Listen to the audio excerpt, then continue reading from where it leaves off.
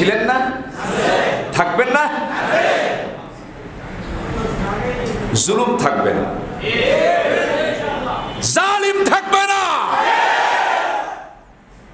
জুলুমতন্ত্র দিয়ে কখনো আল্লাহর শ্রেষ্ঠ সৃষ্টি মানুষকে দমিয়ে রাখা যায় না।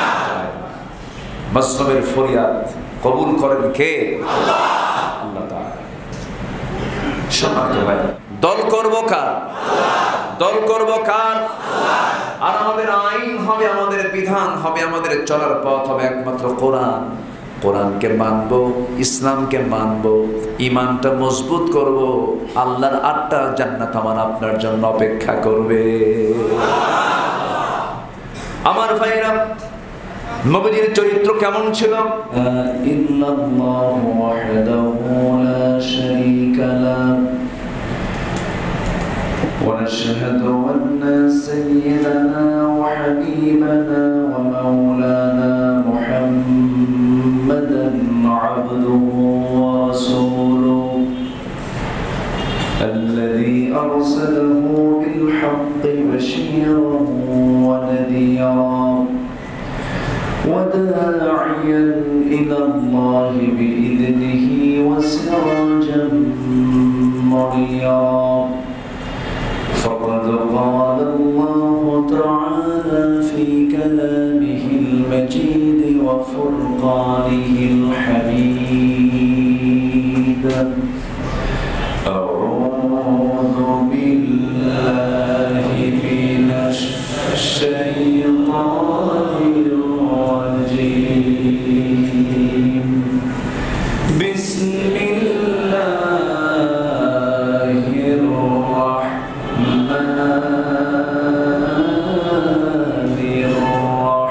الرحيم إن الله وملائكته يصلون على النبي يا أيها الذين آمنوا صلوا عليه وسلموا تسليما اللهم صل على محمد وعلى آل محمد كما صليت على إبراهيم وعلى آل إبراهيم إنك حميد مجيد اللهم بارك على محمد وعلى آل محمد كما باركت على إبراهيم وعلى آل إبراهيم إنك حميد مجيد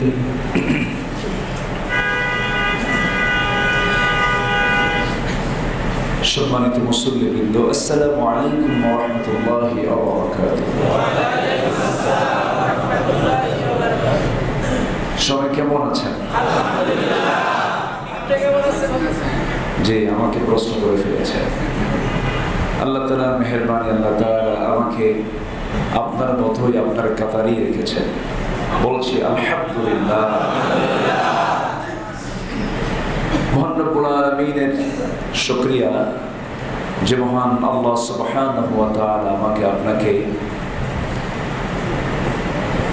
7 দিনের শ্রেষ্ঠ দিন, শ্রেষ্ঠবার, জুমাবারের গুরুত্বপূর্ণ যে সম্মিলিত কাজ, জুমার দিনের 2 রাকাত ফরজ সালাত আদায়ের লক্ষ্যে আমরা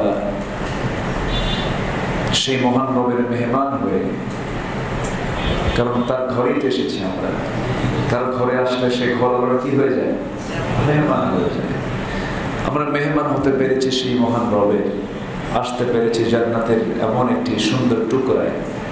শুকরিয়া আদায় করছি, মুহাব্বাতান বলে উঠছি আলহামদুলিল্লাহ। আবারও বলছি আলহামদুলিল্লাহ।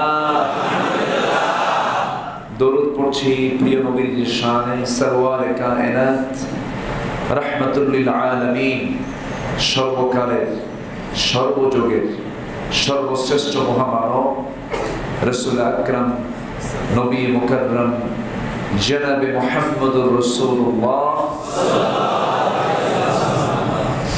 সম্মানিত মুসল্লিবৃন্দ, আমি আসতে একটু বিলম্ব হয়েছে। আমি ভাবি নাই যেটা এমন মরণ ফাঁদ হয়ে আছে। আমি বহুদিন এই রাস্তায় ঢুকি না, পরে গাড়ি ছেড়ে হাঁটা শুরু করছি, চলে আসছি। আপনাদের এই চাঁদ মাখা মুখ আল্লাহ তাআলা আমাকে দেখার সুযোগ করে দিয়েছেন, আলহামদুলিল্লাহ। গতকালকে আমি সারাদিন ছিলাম হলো কুমিল্লা, ফেনী, নোয়াখালী, এই বন্যা দুর্গত, বন্যা কবলিত মানুষের পাশে একটু ক্ষুদ্র চেষ্টা করেছি তাদের পাশে দাঁড়ানোর জন্য। ফজর পড়েছি ঢাকায় এসে, তো মোটামুটি 9টায় বের হয়েছি। শুধু আব্দুল্লাহপুর থেকে আমার এখানে আসতে মাত্র 3.5 ঘন্টা লাগলো না, মাত্র লেগেছে। জি, যাই হোক, হয়তো কাজ চলছে, ঠিক হয়ে যাবে ইনশাআল্লাহ। জায়গা সংকুলন হচ্ছে না, খুব শর্ট জায়গা। আমরা কথা না বলি, আমি খুব বেশি লম্বা সময় তো বলার সুযোগও নেই। অনেকে অনেক তাড়াতাড়ি চলে আসছেন, আজান দিয়েছে হয়তো 12টায়, অনেকে তারও আধা ঘন্টা 1 ঘন্টা আগে মসজিদে হাজির হয়েছে। সম্মানিত দিনী ভাইরা, এই পৃথিবীতে আমরা যত পরিচয় শুনি, সেই পরিচয় একদিন হেরে যায়। যেমন অগাস্ট মাসের এই 5 তারিখের পর আগের যত পরিচয় ছিল এখন কি আছে? হেরে যায়, থাকে না। ফেরাউনের কত দাপট ছিল, সেই ফেরাউনের ইতিহাস পরিচয় হেরে গেছে। কিন্তু পৃথিবীবাসী ফেরাউনকে চেনে। কেন চেনে? কোরআন তাকে চেনায় দিছে। সুনামে, কুনামে। কোরআনে কারীমের ভিতরে নাম থাকলেই যে আপনি বড় ভাগ্যবান তা কিন্তু না। অনেক নবীর নামও কিন্তু বাদ পড়ছে, অনেক নবীর নাম কোরআনে নাই। ফেরাউন কি বাদ পড়ছে? ফেরাউনের নামটা কিন্তু আছে। তার মন্ত্রী পরিষদের একজন অন্যতম সদস্য হামানের নামটাও আছে। এরকম করে যুগে যুগে বহু দাপুটে মানুষ এই পৃথিবীতে যারা অহংকার করেছে, আজকে তারা পরিচয়হীন।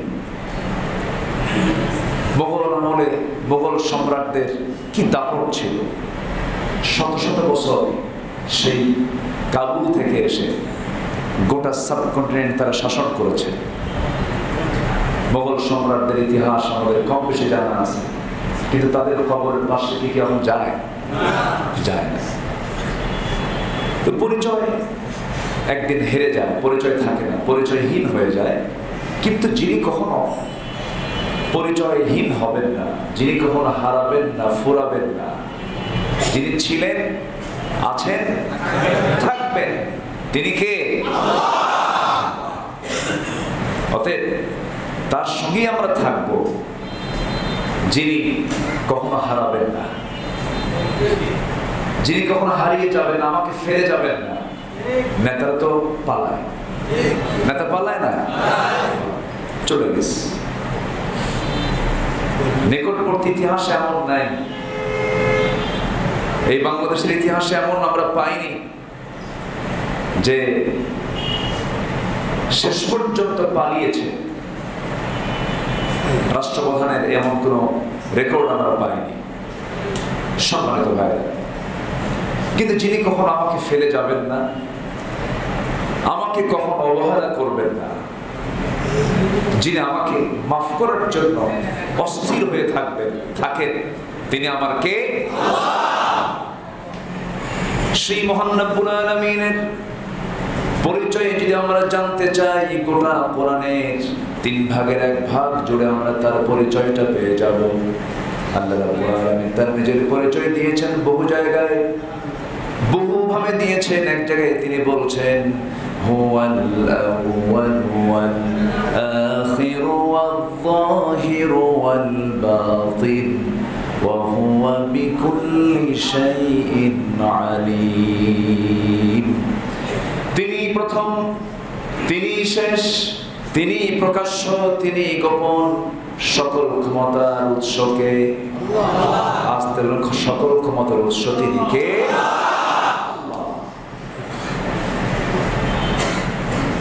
আল্লাহ রাব্বুল আলামিন তার নিজের পরিচয় অনেক জায়গায় দিচ্ছেন। কোরআনে কারীমের সবচেয়ে শ্রেষ্ঠ আয়াত আল্লাহ রাব্বুল আলামিন দিয়েছেন, যারা পারেন ঠোঁট মিলিয়ে বলুন আল্লাহু লা ইলাহা ইল্লা হুয়াল হাইয়ুল কাইয়্যুম লা তা'খুযুহু সিনাতুন ওয়া লা নাওম। আরেক জায়গায় আল্লাহ রাব্বুল আলামিন বলেন হুয়াল্লাহুল্লাযী লা ইলাহা ইল্লা হু আলিমুল গায়বি ওয়াশ শাহাদা। এরকম করে আল্লাহ রাব্বুল আলামিন বহু জায়গায় তার পরিচয় তিনি দিয়েছেন। আরেক জায়গায় বলছেন তাবারাকাল্লাযী জাআলা ফিস সামাই বুরুজান ওয়া জাআলা ফিহা সিরাজান ওয়া কমারান মুনীরা।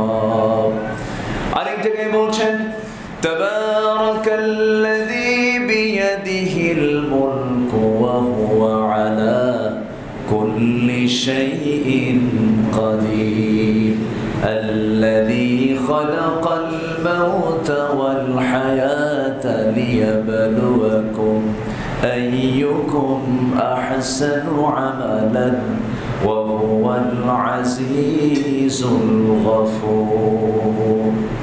এরকম করে আল্লাহ তাআলার পরিচয় আমরা বিভিন্ন জায়গায় পাই, কিন্তু তার পরিচয়টা হলো তিনি কখনো হেরে যাবেন না, তিনি আমাকে ছাড়বেন না, আমিও তাকে ছাড়তে পারবো না। সম্মানিত ভাইরা, কেমন করে আমরা 17 বছর কাটালাম। আমার জীবনে আমার 40টা বসন্ত পার করেছি, এর 22টি বসন্তই মামলায় কেটেছে। 1996 টু 2000, আবার 2009 থেকে 8-এর শেষ থেকে 2024-এর 4 আগস্ট পর্যন্ত শুধু উকিল আমাকে জানিয়ে দিতেন অমুক তারিখে আপনার হাজিরা, মানে বড় একখানি চাকরি। সম্মানিত ভাইয়েরা,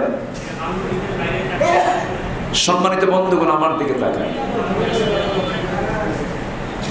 আমার দিকে তাকান। সাইয়্যিদনা ওমর ফারুক রাদিয়াল্লাহু তাআলা আনহু প্রথম খলিফা, সাইয়্যিদনা আবু বকর সিদ্দিক রাদিয়াল্লাহু তাআলা আনহুর শাসনামল 2 বছর তিনি মদিনার গভর্নরের দায়িত্ব পালন করলেন, হাকিমের দায়িত্ব, বিচারকের দায়িত্ব পালন করলেন। এই 2 বছর তিনি বিচারালয়ে গেলেন, আসলেন। 2 বছর পার করার পর তিনি আফসোস করে বলছেন, 2টা বছর আমি বিচারপতির ভূমিকা, বিচারপতির দায়িত্ব পালন করলাম, কিন্তু একটা আসামির বিচার করতে পারলাম না, কারণ আসামি নাই, মামলাই নাই। আল্লাহু আকবার বলবেন না? বিগত 17 বছর তো মামলা ছিল না, ছিল। যদি বলি গোটা দেশ ছিল একটা কারাগার, ভুল হবে? আর সেই কারাগারের কয়েদি ছিল 18 কোটি এই দেশের জনগণ। সম্মানিত ভাইরা, সব কিছুর শেষ আছে, শেষ আছে না নাই? আল্লাহ আছেন না? ছিলেন না? থাকবেন না? জুলুম থাকবে না, জালিম থাকবে না। জুলুমতন্ত্র দিয়ে কখনো আল্লাহর শ্রেষ্ঠ সৃষ্টি মানুষকে দমিয়ে রাখা যায় না। মাজলুমের ফরিয়াদ কবুল করেন কে? আল্লাহ তাআলা। সম্মানিত ভাই, সঙ্গে থাকলে সঙ্গী, বিরুদ্ধে গেলেই জঙ্গি। আমরা তো এটাই পেয়েছি, তাই না? সঙ্গে থাকলে সঙ্গী, বিরুদ্ধে গেলে জঙ্গি, চাইলে অধিকার, বানিয়ে দেয় রাজাকার। আর এই কার্ড খেলা শেষ, সংখ্যালঘু কার্ড খেলা শেষ। বহু কিছুই তারা খেলেছে, আর হচ্ছে না। ফেরাউন চেয়েছিল তার ক্ষমতাকে পাকাপোক্ত করার জন্য অনেক কিছু, আসমানি কিতাবে আগুন ধরিয়েছিল। মূসা আলাইহিস সালামকে সাগরে চুবিয়ে মারতে চেয়েছিল, অনেক চেষ্টা ফেরাউন করেছিল। শেষ পর্যন্ত বিজয় হয়েছে ফেরাউনের না মূসার? বিজয় হয়েছে জালিমের না মাজলুমের? মাজলুমের পক্ষে কে আছেন? এই পৃথিবীর সেরা মাজলুম ছিলেন জনাবে মুহাম্মদুর রাসূলুল্লাহ। তার চেয়ে বড় মাজলুম মানুষ পৃথিবীতে আর আসবে না। কত বড় তিনি মাজলুম ছিলেন, এবং আল্লাহ তাআলা তাকে অসহায়ত্ব নিয়ে দুনিয়াতে পাঠিয়ে দিয়েছেন। জন্মের আগেই বাপ নেই, জন্মের পর পর আবার মাটাও নেই। আবার সেই মহামানবকে আল্লাহ তাআলা পৃথিবীর সেরা লিডার বানিয়েছেন। সুবহানাল্লাহ। জন্মের আগে কে নেই? বাবা নেই। জন্মের পর পর দাদা একখান ছিল, 7 বছর এটাও নেই। ডাবল ইতিম। কি ইতিম বলেন? প্রকৃত ইতিম হলো যারা বাবাকে হারায় নাবালক বয়সে, এমন কন্ডিশন থাকবে যার, ওটাকে ইতিম বলে। আমার দেশে আবার বুড়া মানুষও ইতিম হয়, আছে না? মাইক নিয়ে বলে, ভাই আমি তো ইতিম, বয়স 70 বছর। ইতিম ওকে বলে না, ইতিম বলে হচ্ছে যার বয়স নবজাতক থেকে 14 থেকে 15 বছর পর্যন্ত, ওই সময় যদি সে তার বাবা হারা থাকে, ওই শিশুটাকে বলা হয় কি? মা মারা গেলে ইতিম হয় না। কে মারা গেলে ইতিম হয়? বাবা। ইতিমের সম্পর্ক কার সাথে? বাবার মৃত্যুর সাথে। এটা আমরা অনেকে জানি না, এই জন্য কথাটা একটু বলে ফেললাম। আবার স্বজন হারানোর বেদনা শোনেন না? এই অবস্থা 17 বছর শুনছি। বেদনা তো আমাদের সবারই আছে। বিশেষ করে হসপিটালে গেলে এই চিত্রগুলো আমরা এখন দেখতে পাচ্ছি। চোখ নাই, হাত নাই, পা নাই, অঙ্গহানি হয়ে কাতরাচ্ছে হসপিটালের বেডগুলোতে। মানবতার জীবনযাপন করছে, কি কষ্ট তাদের, চরম কষ্ট। এই কষ্টগুলো দিল কারা? জালিমের জুলুমকে প্রশ্রয় দেওয়ার কোনো সুযোগ দেওয়া যাবে না। জালিমকে সাহায্য করতে হবে, বলেছেন মুহাম্মদ সাল্লাল্লাহু আলাইহি ওয়াসাল্লাম। কেমন করে সাহায্য করবেন? সে যেন জুলুম না করতে পারে। আমরা খেয়াল করবো, জোরে বলি ইনশাআল্লাহ। তাহলে এই পৃথিবীর সেরা মাজলুম ছিলেন 1 নম্বরে, টপ 1। তিনি কে? মুহাম্মদুর রাসূলুল্লাহ সাল্লাল্লাহু আলাইহি ওয়াসাল্লাম। তো তার জীবন থেকে আমরা কিছু কথা শুনবো। কেন জানেন? আমার দেশে ঠিক এই মুহূর্তে আমরা একটা অভাবে আছি, সেটা হলো সৎ নেতৃত্বের অভাব। ঠিক কিনা? এটা দ্বিধাদ্বন্দ্বের মধ্যে আছি আমরা, কোন আদর্শের দিকে যাব। কেউ তো জাতীয়তাবাদ নিয়ে আসে, কেউ সেকুলার নিয়ে আসে, কেউ বাবারটা নিয়ে আসে, কেউ স্বামীরটা নিয়ে আসে, বিভিন্ন চেতনা নিয়ে ঘুরঘুর করছে। কিন্তু আমি মুসলিম, আমার ধর্ম ইসলাম, আমার আদর্শ কি হবে, আমার চেতনা কি হবে, আমি কোন পথে চলব, আমার মূল নেতৃত্ব আমি কোন জায়গা থেকে গ্রহণ করব, এই সমস্ত বিষয় আমাদের এই প্রেজেন্ট টাইমে আমাদের একটু জানার দরকার আছে না নাই? এখন তো প্রযুক্তির যুগ, মিডিয়ার যুগ, কথাগুলো খুব দ্রুত ছড়িয়ে পড়ে গোটা পৃথিবীময়। সম্মানিত ভাই, আল্লাহ তাআলা এটা সিলেকশন করেছেন, বলে দিয়েছেন তোমাদের জন্য আদর্শের বাস্তব নমুনা দুজন হবে না, তোমাদের জন্য আদর্শের বাস্তব নমুনা হবে একজন। সেই মহান ব্যক্তিকে মুহাম্মদুর রাসূলুল্লাহ সাল্লাল্লাহু আলাইহি ওয়াসাল্লাম। তিনি হবেন তোমাদের আদর্শের বাস্তব নমুনা, মানে তিনি হচ্ছেন ওজন করা ব্যক্তি, তাকে দিয়ে আমরা ওজন করি। ওনার সঙ্গে মিলে কারে, আমার নবীর সাথে কাকে মিলানো যায়, আমার নবীর সাথে কোন ব্যক্তিটার সিরাত মিল আছে, চারিত্রিক মিল আছে, আমার নবীর দলটা কে করে, আমার নবীর সুন্নতকে কে মানে, কোন নেতা আমার নবীর আদর্শকে সমাজে বাস্তবায়ন করার জন্য চেষ্টা চালায়, এবং চিন্তা চেতনা কারা লালন করে, আমরা তাদের কি মানতে চাই। আসতে বলবেন না, আমরা তাদের কি মানব যাকে নিয়ে আমরা হাসরে উঠব, ঠিক কিনা? আমরা তাকেই মানব যাকে নিয়ে আমরা, সেই নেতাকে নিয়ে আমরা আল্লাহর সামনে দাঁড়িয়ে যাব। ইয়াওমা নাদউ কুল্লা উনাসিম বিইমামিহিম, হাসরের ময়দানে সেদিন প্রত্যেক নেতা তার কর্মী সহ উপস্থিত হবে কার সামনে? আল্লাহর সামনে। তাহলে সেই নেতা যদি বিড়ি খায় মানা যাবে? গাঁজা খায়, ইয়াবার সাপ্লায়ার হয়, ও যে বদি মিয়া, বদি আছে না, বদি ইয়াবার সম্রাট, খুব লাফালাফি করছে। আরেকজন তো খেলা হবে সারা জীবন বললেন, উনি এখন কই আল্লাহ জানে। কিছু কথা আমাদের কানে আসতো, একটু হাসি পেত, এই কথাগুলো শোনা থেকে জাতি এখন বঞ্চিত। সে থাকলে মাঝে মাঝে একটু পাগলের প্রলাপ কিছু কথা হতো না, একটু শুনতে পেতাম মাঝে মাঝে, এইসব কথাগুলো আর শুনতে পাচ্ছে না জাতি। সম্মানিত ভাইরা, সম্মানিত বন্ধুগণ, তাহলে বিশ্বের সেরা মানুষ যাকে আল্লাহ তার আদর্শের বাস্তব নমুনা করে পাঠালেন, সেই সেরা মানুষটা কি নিরাপদে ছিলেন না জুলুমের শিকার ছিলেন? কিসের শিকার ছিলেন বলেন? তিনি কি নিজের বিছানায় নিরাপদে থাকতে পেরেছেন? নিজের দেশে টিকতে পেরেছিলেন? তিনি কি আধারে নিরাপত্তার পাহাড় ছাড়া থাকতে পেরেছেন? যুদ্ধের ময়দানে তিনি একটু বিশ্রামে যাবেন, সাহাবীদেরকে বললেন তোমরা আমার তাবু পাহারা দাও। কেন?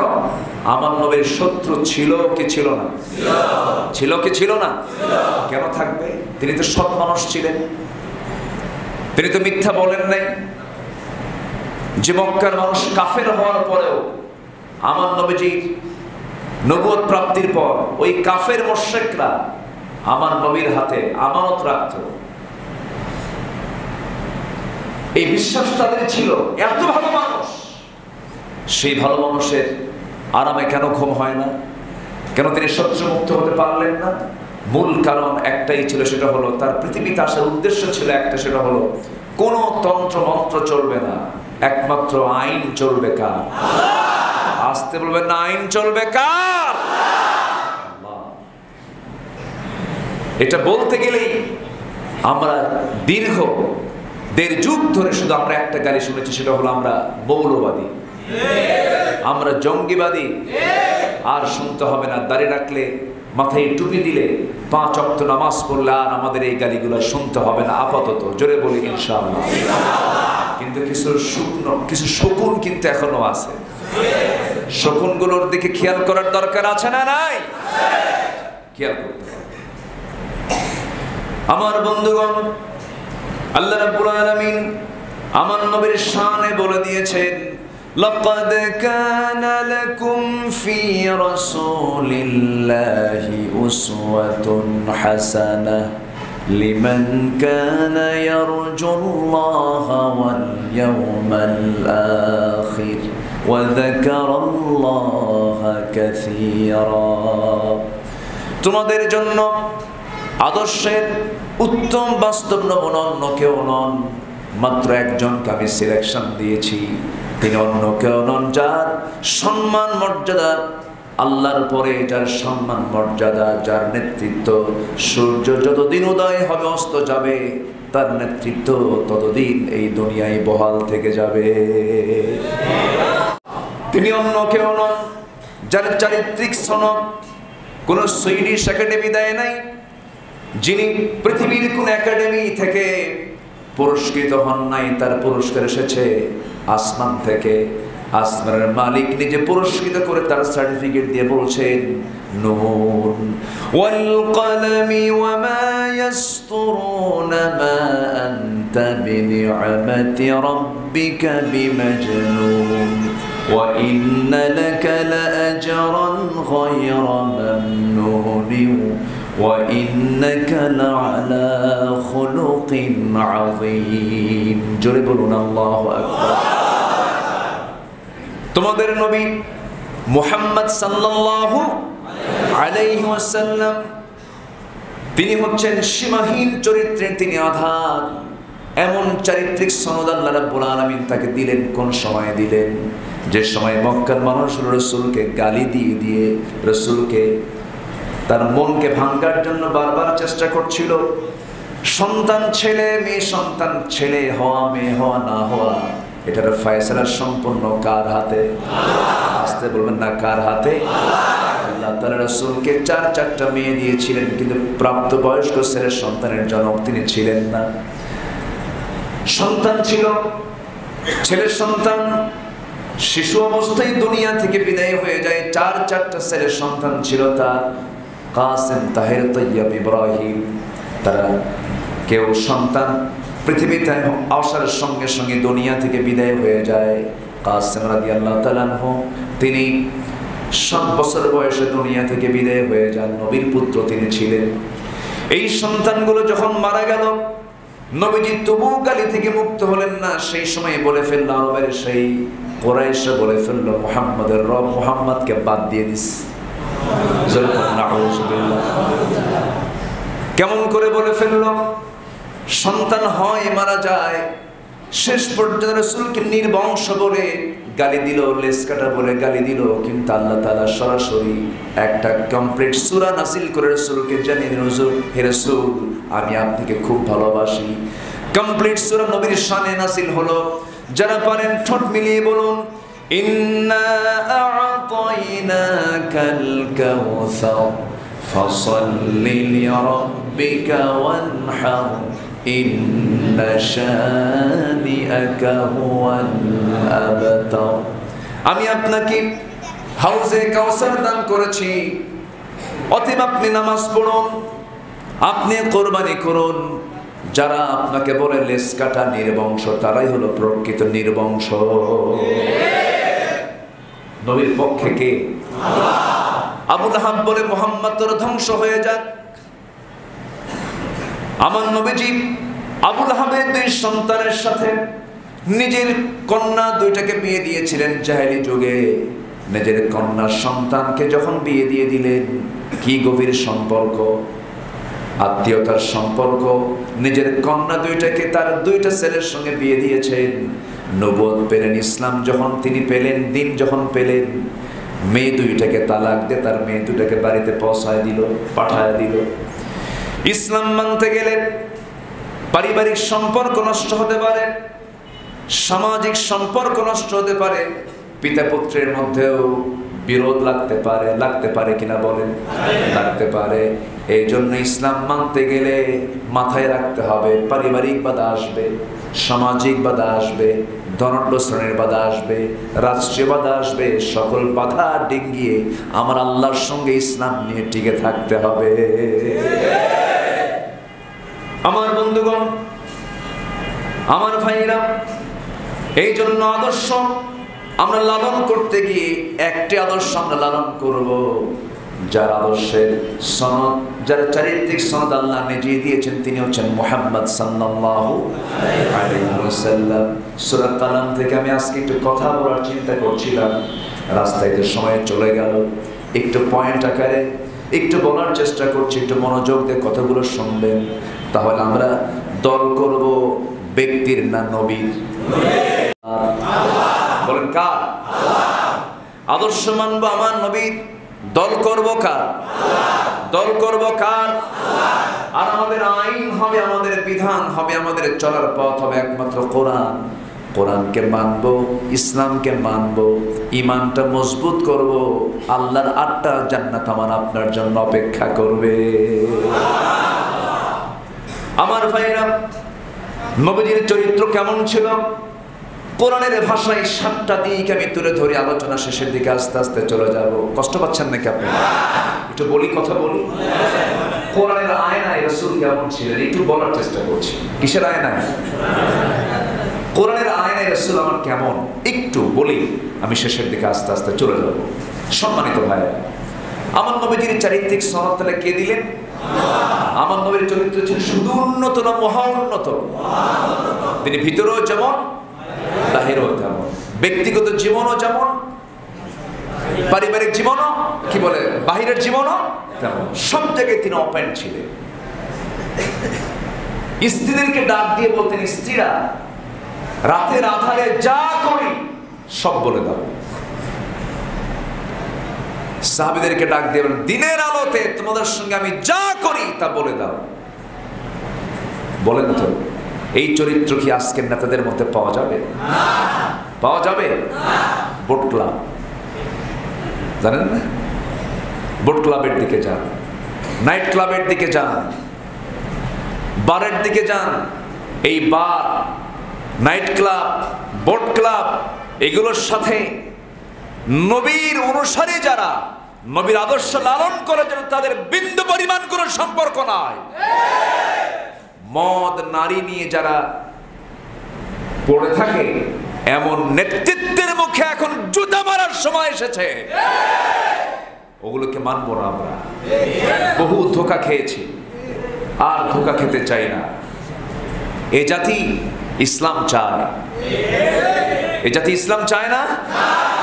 প্রশাসন ছাড়া যদি 10 দিনে দেশ চলতে পারে, প্রশাসন ছিল না তো? ছিল? ছিল না। তাহলে প্রশাসন ছিল না, তাহলে পাহারা দিল কারা? জনগণ। আমার কলিজার টুকরার সন্তানরা, ছাত্ররা। আলহামদুলিল্লাহ বলেন। এই 18 কোটি এই বিশাল জনগোষ্ঠীর প্রশাসন 10 দিন নাই, তারা পলাতক। সেই জাতিকে 10 দিন প্রশাসন ছাড়া পাহারা দিয়েছে দেশের জনগণ, ছাত্ররা। এটা আশার দিক, এটা আশার দিক না? এটা আশার দিক। অবশ্যই হবে, এদেশে পরিবর্তন আসবে। জোরে বলি ইনশাআল্লাহ, আর জোরে বলি ইনশাআল্লাহ।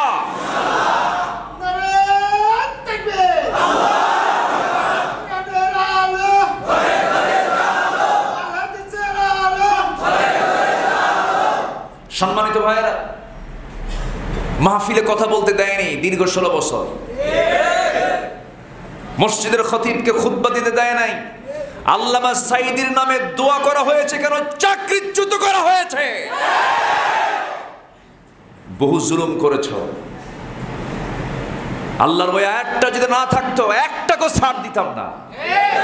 ওয়াল কাযিমিনাল গায়জ ওয়াল আফিনা আনিন নাস আল্লাহু ইউহিব্বুল মুহসিনিন। যারা ক্রোধকে সংবরণ করে, মানুষকে যারা মাফ করে দেয়, আল্লাহ তাদেরকে মাফ করে দেয়। আমরা ক্ষমা করতে জানি, রাসূল ক্ষমা শিখিয়েছেন, আল্লাহ ক্ষমা শিখিয়েছেন। তোদের কাছ থেকে আমরা এমন চরিত্র পাইনি 17 বছর। সম্মানিত ভাইয়েরা, আমাকে মঞ্চে কোরআনের আলোচনা চলাকালীন অবস্থা আমাকে লক্ষ্য করে গুলি করা হয়েছে। 2014 সাল পাবনা দইবাজারে আমাকে লক্ষ্য করে গুলি করা হয়েছে। গুলি করা হলো আমাকে। 10 থেকে 15,000 সামনের শ্রোতা, কোরআনের দর্শক, তাদেরকেও গুলি করা হয়েছে। ফাঁকা গুলি করে ছত্রভঙ্গ করে দেওয়া হয়েছে। ওরা ছত্রভঙ্গ করলো, ওরা ফিতনা সৃষ্টি করে, ওরাই দিল মামলা। সেই মামলার হলাম আমি 1 নাম্বার আসামি। সম্মানিত ভাইয়েরা, এই জুলুম, নির্যাতন, নিপীড়ন যারাই করবে, পৃথিবীতে তাদের নাম থাকবে না, তাদের নিশানা থাকবে না। কুফর দিয়ে শাসন চলতে পারে যদি জুলুম না থাকে, কিন্তু জুলুম দিয়ে শাসন চালালেও মুসলিম হয়েও লাভ হবে না। জুলুমকে আল্লাহ তাআলা বরদাস্ত করেন না। সম্মানিত ভাই, তাহলে আমাদের উন্নত চরিত্রের দিকে যেতে হবে। তিনি হচ্ছেন মুহাম্মদুর রাসূলুল্লাহ। বন চালাবো তো এই এলাকার লোক খাওয়া দাওয়া করে, কোনো সমস্যা নাই তো আপনাদের? কোনো আপত্তি নাই তো? আচ্ছা, দেখা যাক, জোরে বলি ইনশাআল্লাহ। আমার নবী কেমন ছিলেন আমরা এটা সবচেয়ে বেশি ভালো প্রমাণ পাবো হলো কিসের আয়নায় বলেন তো? কিসের আয়নায়? 7টা দিক শুরু করবো। 1 নম্বর হচ্ছে উন্নত চরিত্র কি উপহার দিয়েছেন? কে? রাসূলকে দিয়েছেন, এবং সার্টিফিকেট দিয়েছেন কে? নাম্বার 2, তিনি ছিলেন অত্যন্ত নির্ভীক, কাউকে ভয় পেতেন না। আল্লাহকে ছাড়া কাউকে ভয় করা জায়েজ? বলেন, ভয় করা জায়েজ? ইমানদারের ভয় শুধু এক জায়গায় থাকবে। কার ভয়? আল্লাহর ভয়। এছাড়া কাউকে ভয় করা জায়েজ?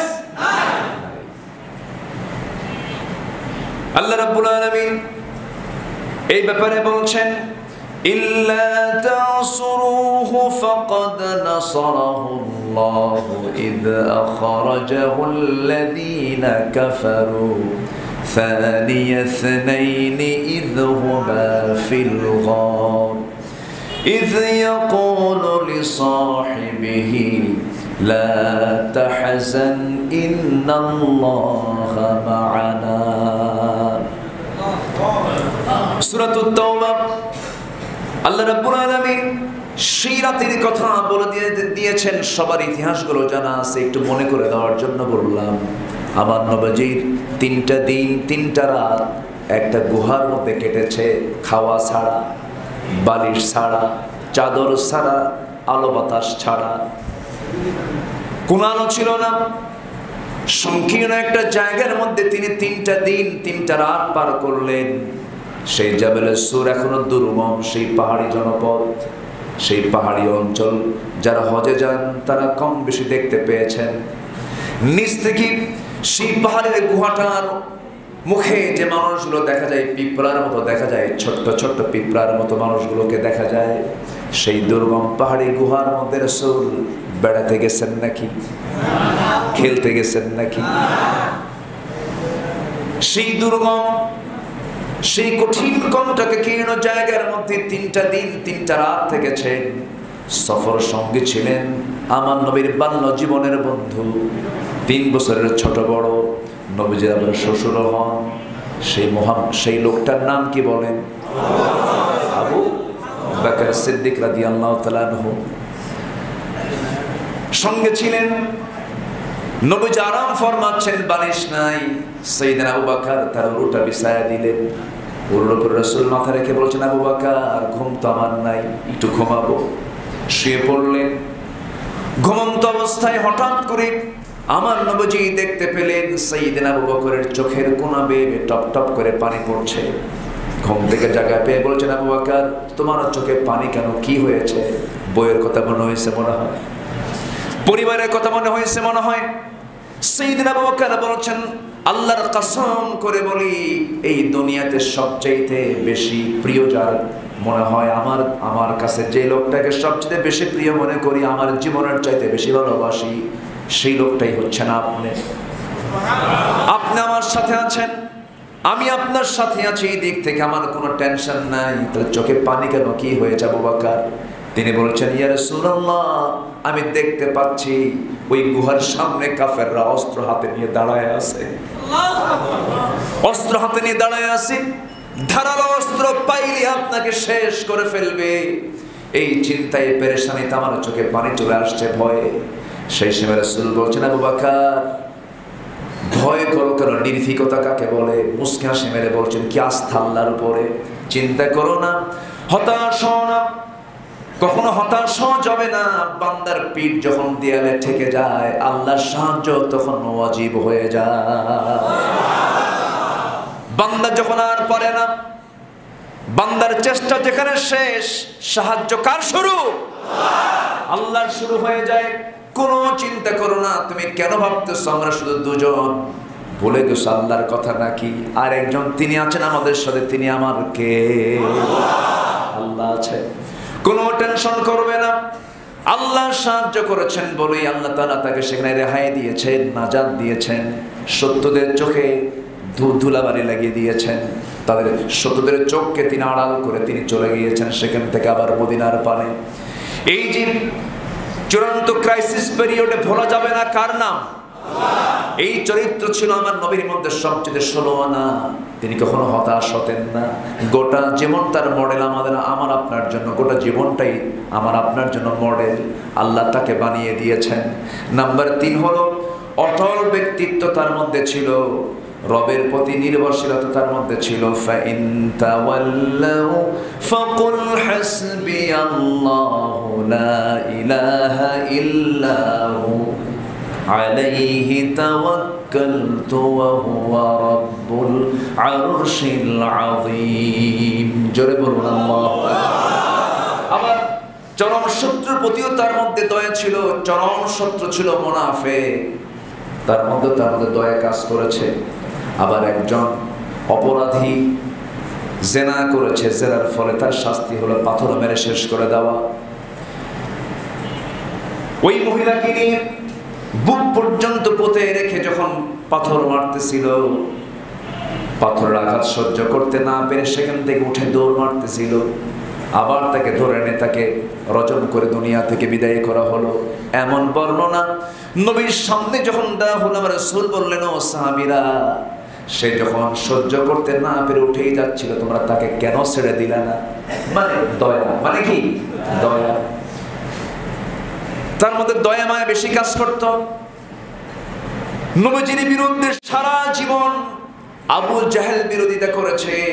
বদরে সে খতম হয়ে গেছে তার ছেলে ইকরামা ইবনে আবু জাহেল রাদিয়াল্লাহু তাআলা আনহু, কারণ তিনি ইসলাম কবুল করেছিলেন। সারা জীবন নবীর বিরুদ্ধে তার ছেলেও বিরোধিতা করেছেন। কিন্তু আমার নবীজি মক্কায় ঢোকার সঙ্গে সঙ্গে বলেন ইকরামাকে মাফ করা যাবে না। কিন্তু ইকরামার বউ সঙ্গে সঙ্গে নবীর সামনে এসে বলছে, হুজুর আমি কালিমা পড়তেছি। রাসূল তোমাকে মাফ করে দেওয়া হলো। হুজুর আমার স্বামী ইকরামা আবু জাহেলের সন্তান, সে যদি কালিমা পড়ে মুসলমান হয় আপনি তাকে মাফ করবেন কিনা? রাসূল বললেন, যদি কেউ কালিমার স্বীকৃতি দিয়ে দেয় আল্লাহ তাকে মাফ করবেন, আমি কেন তাকে মাফ করব না? জোরে করে সুবহানাল্লাহ, জোরে বলে সুবহানাল্লাহ। ইকরামা নবীজি ভয়ে শত শত মাইল অতিক্রম করে সুদূর পর্যন্ত চলে গেছে, অনেক দূর পর্যন্ত সীমান্ত এরিয়াতে চলে গেছে। সীমান্ত এরিয়ায় সে এক দেশ থেকে আরেক দেশে যাওয়ার জন্য একটা নদী তাকে পার হতে হবে। নৌকার মাঝিকে বলতেছে, নৌকার মাঝি আমি এই দেশে থাকবো না, ওই দেশে চলে যাবো, আমাকে একটু পার করো, কত টাকা নিবে আমি তোমারে দেবো। নৌকার মাঝি বলে, পৃথিবীর কোনো টাকা দিয়ে আর শত্রুকে পার করবো না, তুই যদি একটাবার কালিমার ঘোষণা দিস তোরে মাফ করে দেবো। সুবহানাল্লাহ। ইমানদারকে টাকা দিয়ে কেনা যায় না। ইমানদারকে দুনিয়ার কোনো লোভ দেখায় কখনো কেনা যায় না। সঙ্গে সঙ্গে ইকরামা লজ্জিত হয়ে বলল, আরে এই প্রত্যন্ত অঞ্চল পর্যন্ত ইসলাম পৌঁছে গেছে, বউটা খোঁজে বের হয়ে গেছে, রাসূল তো মাফ করে দিবেন। ইকরামার বউ খুঁজতে খুঁজতে তাকে পেয়ে গেছেন। তাকে পেয়ে বলছে, আমার স্বামী প্রশস্ত হৃদয়ের অধিকারী মুহাম্মদ সাল্লাল্লাহু আলাইহি ওয়াসাল্লামের কাছ থেকে আমি চূড়ান্ত আকারে শুনতে পেয়েছি রাসূল তোমাকে মাফ করবেন, শর্ত হলো ঈমান আনতে হবে। আমার নবী জয়দিকে বলে ফেললেন, সাহাবীরা শোনো, ইকরামা আমার সামনে হাজির হবে, কিন্তু কেউ তোমার ইকরামাকে তার বাবার জন্য গালি দিবা না। সে আমার বিরুদ্ধে যুদ্ধ করেছে, তার জন্য তোমার গালি দিবা না। কারণ যখন কোনো বান্দা ইসলাম গ্রহণ করে নেয় আল্লাহ তার আগের সমস্ত গুনাহগুলো মাফ করে দেয়।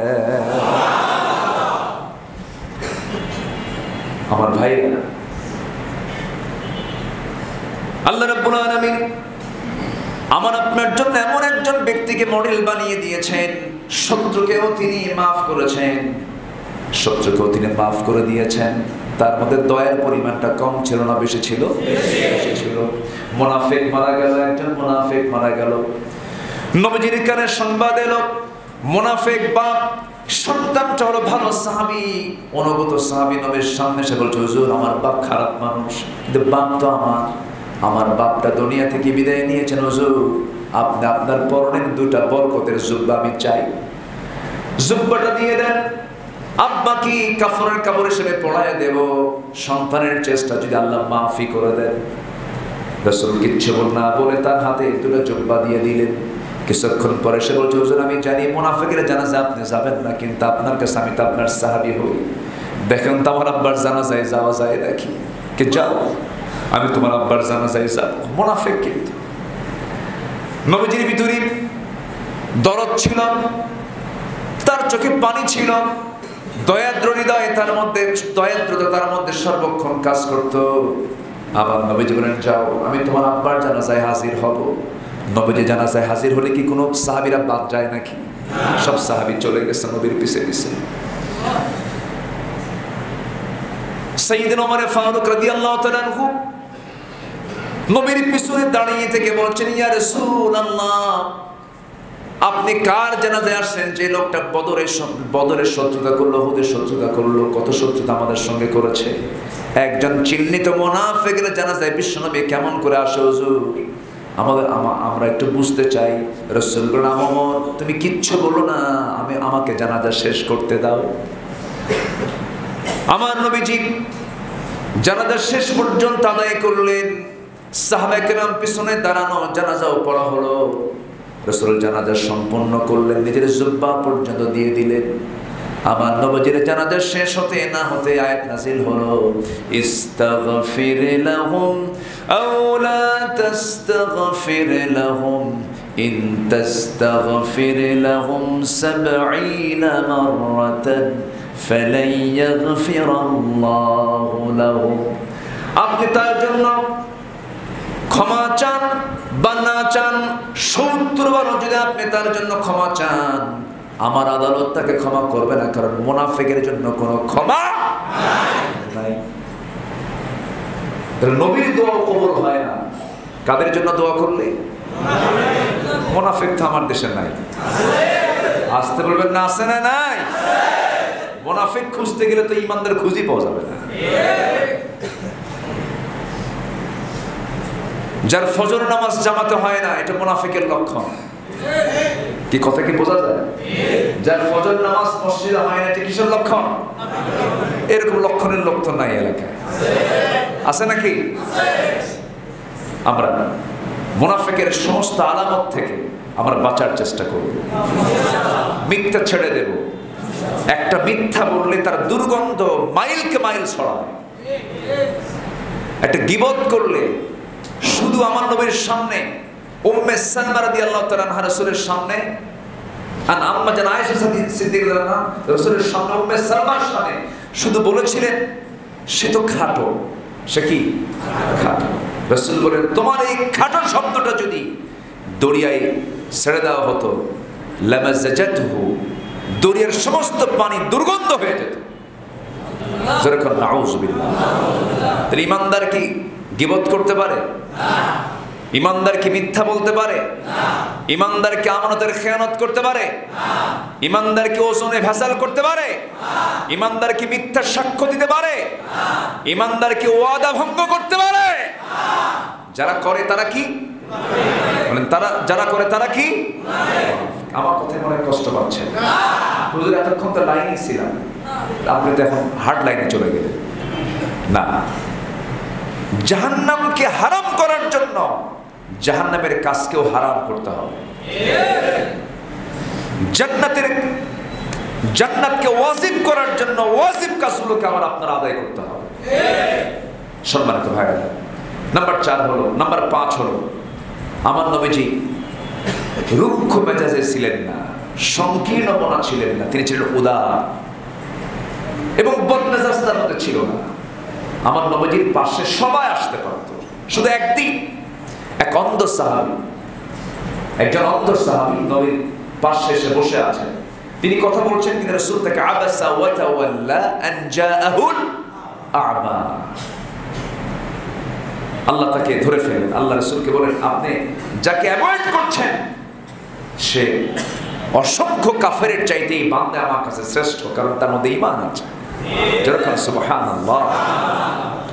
আমার নবীর কাছে সবাই চান্স পেত, সবাই আসতো, নবীজি সবার সঙ্গে মিশতেন। রাসূল ছিলেন শ্রমিকদের লিডার, যেরকম সুবহানাল্লাহ। রাসূল ছিলেন রাখালদের লিডার, রাসূল ছিলেন শ্রমিক ডিপার্টমেন্টের প্রধান। তিনি সব ছিলেন, তিনি মালিকও ছিলেন, শ্রমিকও ছিলেন। জি জি ইনশাআল্লাহ আমি শুধু এই পয়েন্টগুলো শেষ করি, আমি আমার মূল পর্বে আবার যাচ্ছি ইনশাআল্লাহ। মনে কষ্ট দিয়ে ফেলতেছে আপনাদের। আমার এই জুমার খুতবায় নিয়ে আসার জন্য আমার এই ভাইটা আমার মনে হয় কয়েক হাজার বার ফোন দিচ্ছে আমার। আমি খুবই লজ্জিত, আমি ফোন ধরতে পারিনি, আসতে পারিনি, ওইভাবে সাড়া দিতে পারিনি। তবে আমি আসার পর আমি খুবই আনন্দিত। আপনারা করছেন কিনা জানি না, আপনারা খুশি হয়েছেন তো? এখন খুশি হওয়া দরকার শুধু কার? আল্লাহ যেন খুশি হন। জোরে বলি আমিন। রাসূল ছিলেন সংকীর্ণ হৃদয়ের না উদার হৃদয়ের? রাসূল ছিলেন মেজাজি না নম্র? কিছু কিছু ইমানদার নামাজি আছে বয়সে খুব খারাপ আচরণ করে, আছে কিনা? মনে হয় এলাকায় নাই, আছে কিনা? মাথায় টুপি আছে, মুখে দাড়িও আছে, কিন্তু বউরে পিটায়। আমাদের কাছে বহু রিপোর্ট আসে, পিটায়, রুক্ষ ব্যবহার, সন্তানদের সঙ্গে কর্কশ ব্যবহার, মুরব্বীদের সম্মান বোঝে না। মানে এরকম এরকম এরকম কেসের কিছু লোক আছে না? নামাজ কালাম ঠিক আছে, কিন্তু চরিত্র মানে তার আচরণটা, মুআমালাটা খুবই নোংরা। না, আমার নবীজি কেমন ছিলেন দেখেন। আল্লাহ রাব্বুল আলামিন বলেন, فبما رحمة من الله لنت لهم ولو كنت فظا غليظ القلب لانفضوا من حولك فاعف عنهم واستغفر لهم وشاورهم في الأمر فإذا عزمت فتوكل على الله إن الله يحب المتوكلين জোরে বলুন আল্লাহু আকবার। সূরা আলে ইমরান আয়াত নম্বর 159 আল্লাহ রাব্বুল আলামিন রাসূলের ব্যাপারে বলছেন, তোমাদের রাসূল সংকীর্ণ হৃদয়ের কোনো মানুষ ছিলেন না। আমার নবী এত উদার ছিলেন, যদি সংকীর্ণ হৃদয়ের যদি হতেন কেউ তার কাছে আসতে পারত না। অবাল, বৃদ্ধ, বনিতা সব ধরনের মানুষ আমার নবীর কাছে জায়েজ ছিল আসা। সবাইকে তিনি বুকের সঙ্গে জড়িয়ে ধরেছেন, যুবককে কাছে টেনেছেন, সবাইকে তিনি কাছে টেনেছেন। ছোট্ট ছোট্ট বাচ্চারা খেলাধুলা ছেড়ে দিয়া নবীর সঙ্গে এসে খেলতো, বসতো। নবীজি তাদের সঙ্গে ফ্রি হয়ে কথা বলতেন, বউদের মাঝে যেতেন, আদর্শ স্বামী হয়ে যেতেন, শিশুর মাঝে দাঁড়াতেন, আদর্শ শিশু প্রিয় হয়ে যেতেন, সবার সঙ্গে মিশতেন। ইমানদার হবে মিশুক মানুষ, ইমানদার হবে নম্র মেজাজের মানুষ, উদার চিত্তের মানুষ। নাম্বার 6 হলো ইবাদতে গভীর মগ্ন থাকা ব্যক্তি ছিলেন আমার রাসূল। রাসূল যখন সেজদার মধ্যে চলে যেতেন, ঘন্টার পর ঘন্টা চলে যেত, নবীজির সেজদা শেষ হতো না। নবীজি রুকুতে যেতেন, রুকু সহজে শেষ হতো না। গোটা রাত চলে গেছে, আমার নবীজির মাত্র 2 রাকাত নামাজ শেষ হয়েছে। গোটা রাত চলে গেছে। আমার নবীজির সেজদা দেখি আম্মা জান আয়েশা এক রাত্রিতে মনে করলেন রাসূল বুঝি মারা গেছেন, নড়াচড়া নাই। পিছন দিকে চিমটি কাটলেন, রাসূল নড়ে গেলেন। রাসূল সালাম শেষ করার পরে বলছেন, আয়েশা আমাকে চিমটি দিলা কেন হুজুর? আপনি নড়েন না, চড়েন না, বুঝি আপনি মারা গেছেন কি না? রাসূল বলছেন, আয়েশা রে, কিয়ামতের দিন আল্লাহ যদি আমাকেও পাকড়াও করে, আমিও নাজাত পাবো না। কি ভয় তার মধ্যে কাজ করত! আল্লাহর ভয় গভীরভাবে আমাদের দিলের মধ্যে স্থান দিতে হবে। আল্লাহকে সব সময়ের জন্য সামনে রাখতে হবে। সবচেয়ে বড় রাজ সাক্ষী তিনি আমার কে? আসতে বলবেন না, তিনি আমার কে? আল্লাহ আমার হচ্ছেন সবচেয়ে বড় রাজ সাক্ষী। আমার বন্ধুগণ, গোটা দুনিয়ার সমস্ত পুরুষ মানুষ যদি, গোটা পৃথিবীর সমস্ত পুরুষ মানুষ যদি অন্ধ হয়ে যায়, একটা নারীর জন্য পর্দা করা কি বলে? আস্তে করে পর্দা করা কি? গোটা পৃথিবীর সমস্ত নারীগুলো যদি উলঙ্গ হয়ে যায়, তবু একজন পুরুষের জন্য চোখের হেফাজত করা কি? এটার নাম হচ্ছে আল্লাহকে সাক্ষী বানানো। ফ্যান্টাসি কিংডম সামনে আছে বাবাজি, আছে না? ফ্যান্টাসি কিংডমে যারা একটু দেখতে আসে সবার গায়ে তো মাশাআল্লাহ আপাত মস্তক মাদের বন্ধের বোরকা টোরকা আছে না? আছে বোরকা। যারা সুইমিং পুলে আসে তারা বোরকা পরে আসে। চোখের হেফাজত করতে হবে, ইবাদতটাকে বানিয়ে নিতে হবে। আমার জীবনের কাজ এটা, গভীরভাবে মগ্ন থাকতে হবে। কার ইবাদতে? আল্লাহর ইবাদতে। আল্লাহ রাব্বুল আলামিন বলেন, ইন্না রাব্বাকা ইয়া'লামু আন্নাকা তাকুমু আদনা মিন সুলুসাইল লাইলি ওয়া নিসফাহু ওয়া সুলুসাহু ওয়া তা'iফাতুম মিনাল্লাযীনা মা'আক। আল্লাহ রাব্বুল আলামিন আরেক জায়গায় বলছেন, وَمِنَ اللَّيْلِ فَتَهَجَّدْ بِهِ نَافِلَةً لَكَ عَسَىٰ أَن يَبْعَثَكَ رَبُّكَ مَقَامًا مَحْمُودًا। জোরে বলি আল্লাহু আকবার। আমার নবীর 5 ওয়াক্ত নামাজ তো দূরে থাক, তাহাজ্জুদ পর্যন্ত কাজা হতো না। আর তার উম্মতরা কি করে? তাহাজ্জুদ তো পড়েই না, 5 ওয়াক্তেরও খবর। যার নামাজ নাই তার চরিত্র ঠিক নাই। নামাজ আজকে থেকে কেউ ছাড়বো না। সবাইকে সিদ্ধান্ত নেওয়া যায়? সবাই কেমন সিদ্ধান্ত নিতে পারেন? 5 ওয়াক্ত নামাজ কারা কারা ছাড়বো না আজকে থেকে? একটু হাত তুলে দেখেন তো দেখি। জোরে বলি ইয়া আল্লাহ, ইয়া রহমান।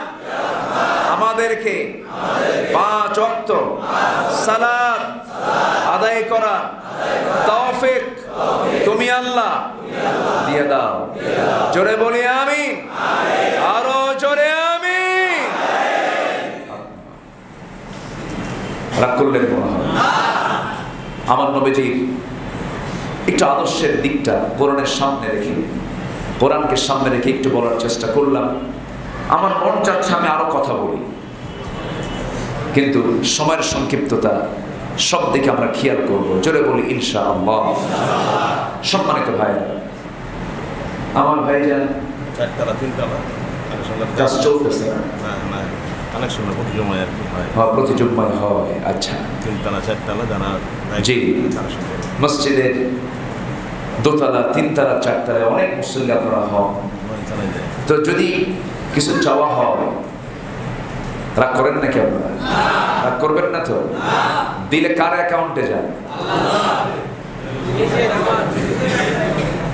আপনি কি আল্লাহরে দিচ্ছেন নাকি? আপনি যে দিচ্ছেন এটা কার অ্যাকাউন্টে জমা হয়? যে দেয় তার অ্যাকাউন্টে। কিন্তু পুরস্কার দিবেন কে? আল্লাহকে অভাব আছে? আল্লাহকে এই টাকা খুব দরকার?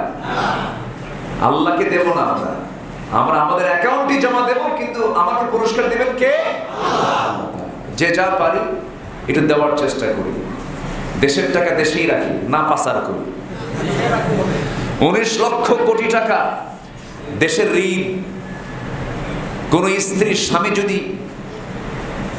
5 কোটি টাকা ঋণ কইরা দুনিয়া থেকে বিদায় হয়, কোন স্ত্রীর স্বামী এদিকে খুব আরামে রাখছে বউটারে, বলেন তো ওই বিধবা স্বামীর ওই 5 কোটি টাকা ঋণের কথা শোনার পরে দোয়া করবে না বদদোয়া করবে?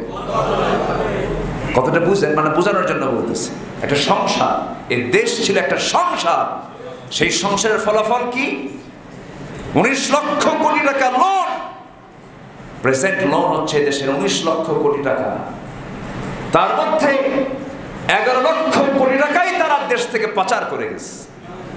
তারা পাচার করে নিয়ে, যাদের চরিত্র এমন, সেই চরিত্রের মানুষগুলো কখনো প্রকৃত দেশপ্রেমিক হতে পারে না। এদেশের প্রকৃত দেশপ্রেমিক কারা? অঙ্ক যারা পারেন অঙ্ক করে নিতে পারবেন। এদেশের প্রকৃত দেশপ্রেমিক তারাই যারা ডানপন্থী, যারা এই জমিন আল্লাহর দ্বীন কায়েম করতে চায়, তারাই হচ্ছে 1 নম্বর দেশপ্রেমিক। আল্লাহ তুমি সবাইকে বোঝার তৌফিক দিয়ে দাও। জোরে বলি আল্লাহুম্মা আমিন। সম্মানিত ভাইয়েরা, সম্মানিত উপস্থিতি, নামাজ 5 ওয়াক্ত যে আমরা সিদ্ধান্ত নিলাম, এই সিদ্ধান্ত থেকে আপনাদের মন খারাপ হয়েছে নাকি? নামাজ না পড়লে সবচেয়ে বড় বেশি অসন্তুষ্ট হন তিনি কে? সবচেয়ে বড় খেপে যান তিনি কে? জাহান্নামে যাবার এক নাম্বার কারণ কি? আমরা তাদেরকে নেতৃত্বে দেখতে চাই যাদের নেতৃত্বে নামাজের আইন পাশ হবে সংসদে। আমরা তাদেরকে দেখতে চাই যারা আমাদেরকে জাহান্নাম থেকে বাঁচানোর জন্য চেষ্টা চালাবে। আমাদের সবচেয়ে বড় অর্জন হলো আমরা যদি জাহান্নাম থেকে বেঁচে যদি জান্নাতে যেতে পারি। আমাদের সকল কাজের মূল লক্ষ্য হলো জাহান্নামে যাওয়া না জান্নাতে যাওয়া? জান্নাতে যাওয়া। এই জন্য আমাদের ঈমান, আমাদের ইসলাম, আমাদের আমল, আমাদের তাকওয়া এটাকে মজবুত করতে হবে। ঈমান, ইসলাম এটা হচ্ছে বীজ আর গাছের মতো। বীজ আর কি? গাছের মতো। ঈমান এবং ইসলাম হলো বীজ আর গাছের মতো। বীজ থেকে কি হয়? গাছ হয়। বীজটা যদি ভালো মানের না হয়, গাছ তো ভালো মানের হয় নাকি? ঈমান যদি আপনার ভালো মানের না হয়, আপনি ইসলাম মানবেন কি আপনি? এই জন্য প্রথম যে বীজ যেটা ঈমান, এটাকে ফ্রেশ রাখতে হবে, মজবুত ঈমান আনতে হবে, তাহলে আমার গাছপালা ভালো হবে। গাছটা ভালো সুন্দরভাবে ভালো জাতের গাছ আমরা উপহার দিতে পারবো। ঈমান এবং ইসলামের সম্পর্ক হলো চারা আর গাছের মতো, বীজ আর গাছের মতো। আর এটাকে ডেভেলপ করার জন্য, ঈমানকে মজবুত করার জন্য দরকার হচ্ছে আমল। কি দরকার বলেন তো? আমল। এই আমলটা কি? আমল হচ্ছে সকল হককে রক্ষা করা, কোনো হক নষ্ট না করা। সকল হক, যেমন নামাজ কার হক? যাকাত কার হক? আল্লাহ। কাম সারছে। যাকাত কার হক? বান্দার হক। যাকাত কার হক?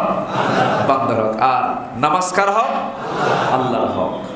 আচ্ছা, এই হকগুলো রক্ষা করা, হকগুলো নষ্ট না করা, এটা হচ্ছে আমল। এটা কি? আমল। এক কথায় শুনেন, তাহলে ঈমান এবং ইসলাম হলো বীজ আর গাছের মতো। বীজ আর গাছের মতো। বীজটাকে আমরা সঠিকভাবে, আমাদের বীজ যদি ভালো হয় যেমন গাছ ভালো হয়, ঠিক তেমন আমাদের ঈমান যদি ভালো হয় আমাদের ইসলাম মানা ঠিক মতো হবে। এমন ঈমানদার আমার দেশে আছে, মাজার পাইলেই সেজদা মারে। আছে কি? মাজার পাইলে কি মারে? সেজদা মারে। ওর ঈমানে কি সমস্যা আছে কিনা বলেন? সমস্যা আছে। এমন ঈমানদার আছে যে আল্লাহর আইনকে চায় না। আছে না নাই? আল্লাহর আইন চাইতে গেলে বলে এই তো রাজনীতি করতে আসছে। ইসলামের রাজনীতি আছে না? ইসলাম দিয়ে কি ব্যাংক চলতে পারে না? ইসলাম দিয়ে কি সংসদ ভবন চলতে পারে না? তবে সচিবালয় চলবে না। সচিবালয় চলতে পারে? ইসলাম দিয়ে সবই চলতে পারে। যারা এটাকে বিশ্বাস করে না তাদের নতুন করে ঈমান আনতে হবে। নতুন করে ঈমান আনতে হবে। ইসলাম দিয়ে সবই চলবে। ইসলাম অপূর্ণাঙ্গ নয়। ইসলাম কি? পূর্ণাঙ্গ জীবন বিধানের নাম। ইসলাম দিয়ে সবই চলবে। দোলনা থেকে একদম কি বলে রান্নাঘর থেকে শুরু করে নিয়ে রাষ্ট্র পর্যন্ত সব জায়গায় ইসলাম চলতে পারে কি পারে না? যারা ইসলামকে চালাতে দেয় না ওদের ঈমান নাই। নামের গাল হাস থাকলেও ঈমান নাই, মুহাম্মদ থাকলে ঈমান নাই, কারণ সে ইসলামকে পরিপূর্ণরূপে বিশ্বাস করে না। এটা মাথায় রাখতে হবে। আরেকটা হচ্ছে তাকওয়া। আরেকটা কি বলেন? তাকওয়া।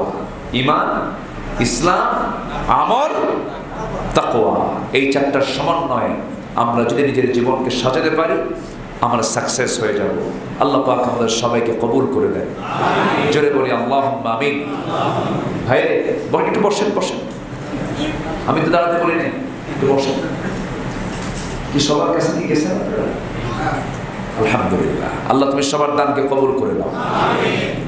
তাকওয়াটাকে কাকে বলে দেখেন, আমরা মুখে যদি কোনো দাগ পড়ে খুব পেরেশান হয়ে যায় না? এই মুখের দাগটা কেমনে যাবে? কত চেষ্টা, আয়নার সামনে কতবার দেখি, কতবার চেহারার দিকে তাকায় থাকি, কত যত্ন নেই। মুখের দাগে বিচলিত তুমি আয়না দেখো বারবার। আত্মার কি খবর রাখো? সেদিক উৎসিত কদাকার।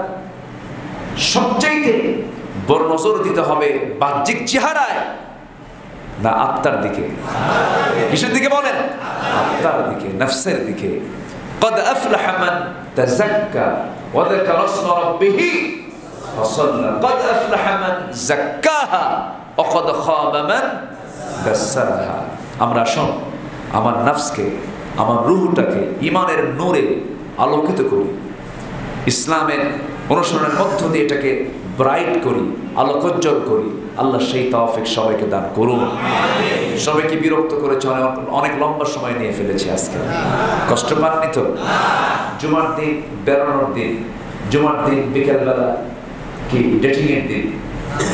আচ্ছা, জুমার দিন বিকেলবেলা হাদিসে আসছে আসর থেকে মাগরিব পর্যন্ত বান্দা যে দোয়া করে সেই দোয়া কবুল হয়। আর সেই শুক্রবারের বিকালটা কত নোংরামিতে চলে যায়।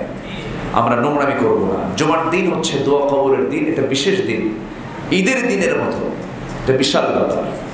আমরা জুমার দিনে যত সময় বেশি আল্লাহর জন্য খরচ করবো তত আমাদের জন্য বড় কথা হবে। আল্লাহ তাআলা তুমি সবার এই দিনের জন্য এই সময় দানকে তুমি আল্লাহ কবুল আর মঞ্জুর করে নাও। আমি সবার কাছে দোয়া চাই, সবাইকে আমার জন্য দোয়া করবেন। আমি আপনার কাছে দোয়া চাই, আল্লাহ যেন আমাদের এই সম্পর্ক যেন হাসর পর্যন্ত রাখেন। হাসরের ছায়া থাকবে না, কার ছায়া থাকবে? আরশ আজিমের ছায়া থাকবে। লা তাসুলু কদামা ইবনে আদম হাত্তা ইউসআল আন সাবআতু ইযিল্লুহুমুল্লাহু ফি যিল্লিহি। 7 শ্রেণী ব্যক্তি আরশ আজিমের ছায়া পাবে, যেদিন কোনো ছায়া থাকবে না। কিসের ছায়া ছাড়া? আরশ আজিমের ছায়া ছাড়া। আরশ আজিমের ছায়া যেন আল্লাহ তাআলা আমাদের সবাইকে একসঙ্গে শামিল রাখেন। জোরে বলি আল্লাহুম্মা আমিন। এই আশাবাদ কামনা করে আমি আমার ভাঙ্গা চূড়া এলেম শূন্য মানুষ, এলেম কালাম তেমন কিছু নাই, যতটুকু বলেছি আল্লাহ তাআলা আমাদের সবাইকে আমল করার তৌফিক দান করুন। সবাই